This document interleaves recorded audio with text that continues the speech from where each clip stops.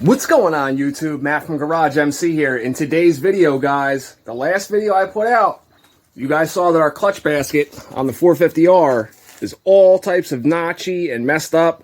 So we're replacing it. Not going to run shit like that.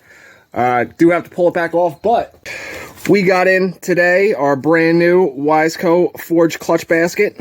Comes with the bolts, the tool you need. This one also came with a new O-ring for the clutch cover itself. That comes on the right side engine case, or engine case cover. Let's go ahead and get into this, guys. I'm also going to weigh this against the stock one, and we'll see what the weight difference is, too. So stick around. So I got the old clutch basket off the quad. If you've seen in my last video, you see all the grooving and notches in here. They're pretty substantial. So that's why we are replacing this clutch basket. If you're curious on how to take this off, go ahead and go back to the last video I posted on the Trx450R, or 450ER, sorry. But first things first, guys, I want to spray this thing down with some brake clean, get it nice and cleaned off so we have something clean to work with. And then we'll go over to the bench and start removing the gear that we need off of this and the bumpers.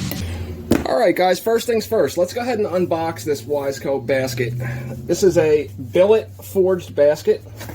I purchased this for $225 off of eBay, plus tax. Shipping was free. You get your instructions, you get your stickers, of course. It comes with the tool to install the new hardware. Obviously comes with the new hardware. And this one that I purchased came with a new O-ring seal for just the clutch cover itself. It's on the engine. That's good. And obviously it comes with the basket and the backing plate. I don't know if you reuse your backing plate or this one, but we'll get into that when we get into the instructions. We will read the instructions on this. We will go over those real quick. One thing I do want to do, we also have our Loctite 272 here, guys. This is different from regular red Loctite. This would be your regular red. This is good to, I believe, 300 degrees, the regular red Loctite. 272 is good up to 450 degrees, and that's what's recommended when you're doing stuff like this with your clutch basket. There's a lot of friction there, so there's a lot of heat. You definitely, you cannot use enough of this stuff when you're assembling this, but we'll go over that when we get to that point. Also, what I want to do is, while this factory basket is still together, I would like to put this on the scale and weigh it, and we'll see how much weight we save, if any. So we have our digital scale out, and go ahead and make sure this thing is zeroed, and we're going to do it in ounces. So let's see how much this factory one weighs. This still has the backing plate and the gear on it, and the bumpers and everything. So 49.9 ounces. So we'll go ahead and take a note of that, and then when we get the aftermarket Wiseco put together, we will weigh that and see where we're at. So go ahead and write that one down, guys. 49.9 ounces. You do need to drill out and remove these rivets so you guys can take this gear off of here. There's a few different ways you can go about it. You can either, like I'm doing, center punch it with a center punch. Either you could use a punch and a hammer, or if you guys have one of those automatic punches, which I'm using one. Either way you can go about it. You want to get as center as you can, and then I go through the steps with the drill bits, guys. I start with a small one, then go up, and you do not need to drill very deep. You just need to get deep enough, like you see here, just to get the head of this rivet off. So this is what they look like. So you just need to remove those. I usually get it close and then take a punch and a hammer, and they'll usually pop right off. If they don't, it's because you didn't drill deep enough, obviously.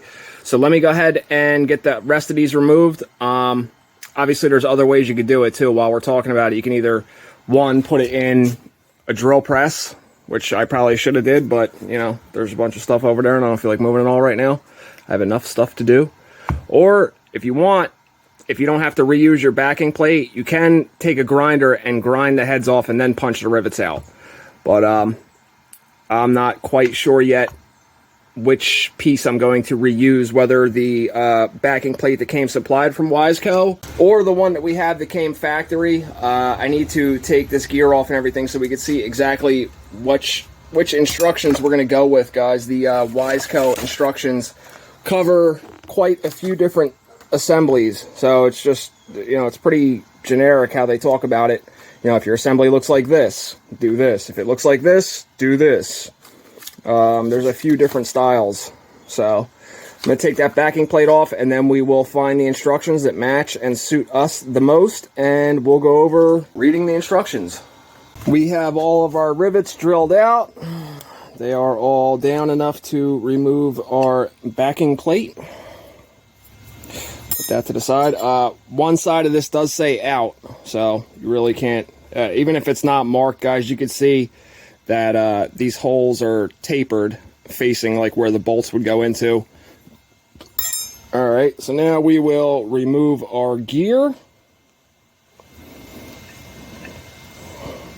We'll push the bumpers down so we don't take those off with it, because I want to clean all these parts, obviously, guys. There's a lot of metal shavings now from drilling everything out, obviously.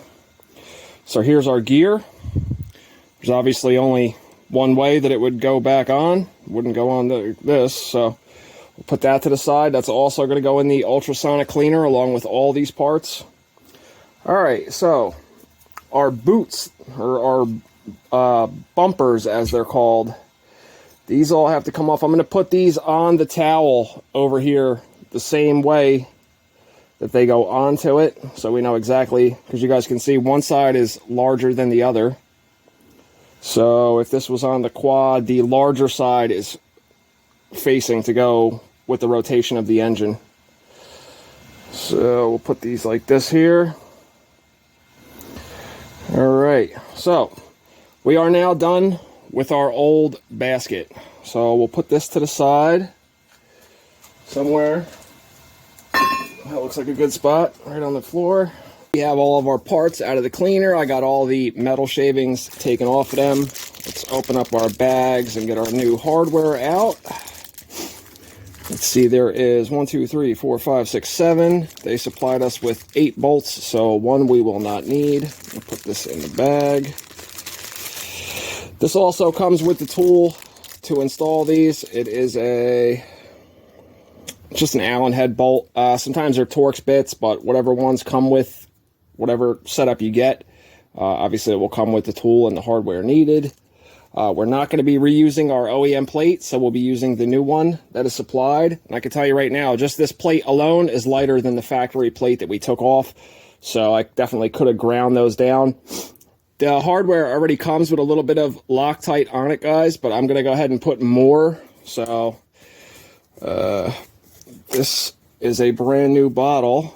So let me get this all prepped and ready to go. Make sure there's no, nope, there's not. Okay. I'm going to take it a little step further, guys. Usually you just put red Loctite on the threads. I'm going to put a little drop inside the threads of the basket as well.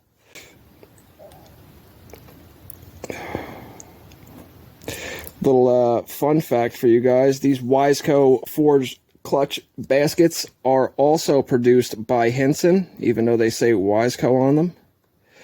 At least that's what I've heard from somebody that I take as reputable. Alright, so we got that in our threads on the basket, and we're also going to put it on the threads of the screws. A little bit on there. I should have probably already set this up. Doing this a little backwards. Guys, I'm going to set the plate or the gear onto our new aluminum forged basket. Now, if you remember when we took our bumpers off, one side of these has writing on it from Honda. Let me see if I can get you guys a little contrast here. You see the writing on one side and it doesn't have it on the other. So before we put our bumpers in, I'm going to take some of the Bel-Ray Gear Saver 80 weight that came in our Tusk oil and transmission oil change kit. And I'm going to just take my finger, dip it into our gear oil. And I just want to slightly lube up these bumpers. You don't have to use a whole lot. Don't get messy with it either. You don't want to get any of this in the threads, obviously. So just a little bit like that.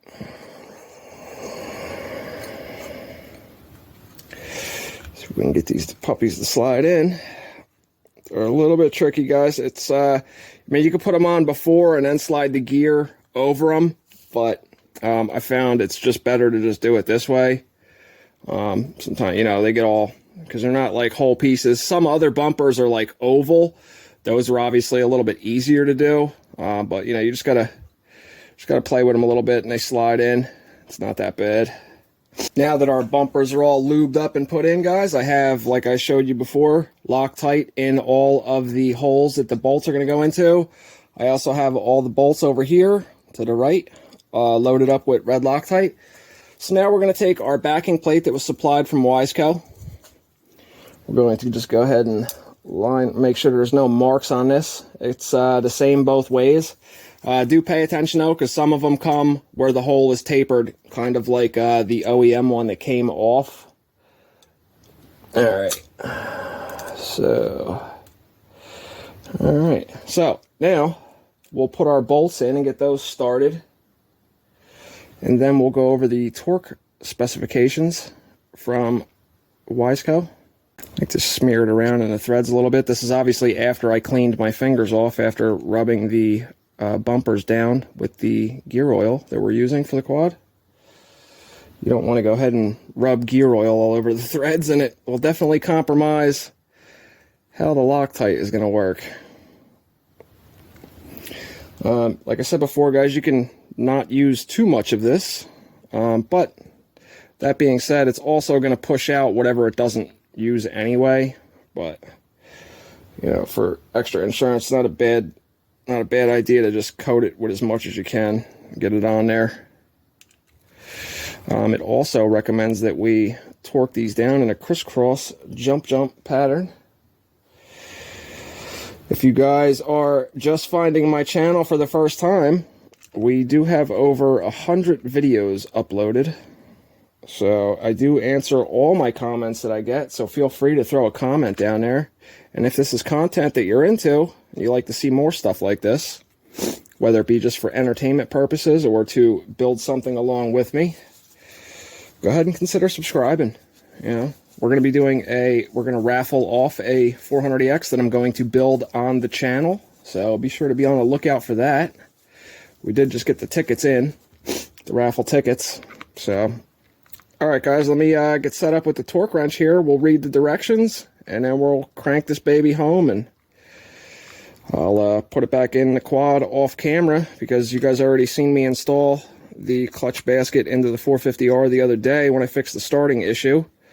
This will be the same exact procedure as that, just now with a different basket. Alright, so going over the directions, guys. In the beginning, it just tells you exactly what we did. It says, follow the procedures in the OEM service manual to remove the existing clutch basket from the engine. Remove the rivets holding the primary gear to the OEM aluminum clutch basket. The rivets can be removed by milling, drilling, or grinding the ends off and then pressing them out. When removing the OEM rivets, do not damage the steel gear, as it will be used with your new Wiseco forged clutch basket. Remove all components from the OEM basket, taking note of how everything will be reassembled. Find your specific basket in the following pages for further instructions. So we went through here. This is just like the one we have, guys. It says, install the OEM cushions, OEM gear, and the new retainer plate onto the Wiseco forged clutch basket. Install the new fasteners into the clutch basket assembly. Tighten to 80 inch-pounds or 6.6 foot-pounds in a crisscross jump pattern to compress the assembly evenly. Using a hammer and a punch, peen the edge of each screw where it comes through the bottom inside of the clutch basket. See illustration 4. That's at the bottom here. We will do that in a second, so just, I'll show you guys what they're talking about there. Step 4, install the new clutch basket assembly into the engine, following the procedures in the OEM service manual. Alright, so let's get to torquing this puppy down to 6.6 foot-pounds or 80 inch-pounds. So for that, I got my Quinn digital torque wrench that I got at Harbor Freight. These were on sale. I got a good deal on it. I think it was like $120 with my Inside Track Club member. One of you guys have commented that Harbor Freight should friggin' sponsor me with all this shit that I talk about that they sell. But, you know, I guess that's left to be seen. All right, here. So we're already at 7 foot-pounds from when I put the bolts in this thing the other day for the clutch balls. So we'll go to 6.6, it says. 6.6 foot-pounds. All right. So in a crisscross jump pattern, let's get our tool in there.